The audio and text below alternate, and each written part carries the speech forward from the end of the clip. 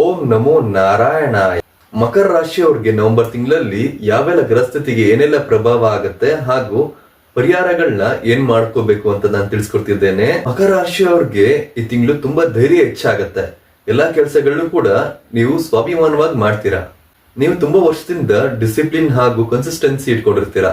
ಆದ್ರೆ ಆಸೆ ಬಿಟ್ಟಿರಲ್ಲ. ಆಸೆ ಹಂಗ್ ಬಿಟ್ರೆ ಈ ತಿಂಗಳು ತುಂಬಾ ಧನ ಲಾಭಗಳಾಗತ್ತೆ. ನೀವೇನೇ ದುಡಿದ್ರು ಕೂಡ ನಿಮ್ಗೆ ಯಾವ್ದು ಕೂಡ ಹಣ ಉಳಿತಿರಲ್ಲ.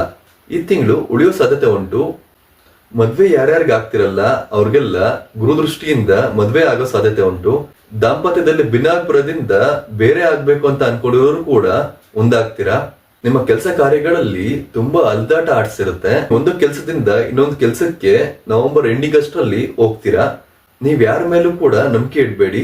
ನಿಮ್ ಮೇಲೆ ನೀವು ಕಾನ್ಫಿಡೆನ್ಸ್ ಇಂದ ಇರಿ. ನಿಮ್ಗೆ ಬೇಜಾರು ದುಃಖ ಆದ್ರೆ ನಿಮ್ ಸೋಲ್ಮೇಟ್ಸ್ ಯಾರು ಅವ್ರ ಜೊತೆ ನೀವು ಮಾತಾಡಿದ್ರೆ ಸಡನ್ ರಿಲೀಫ್ ಸಿಗುತ್ತೆ.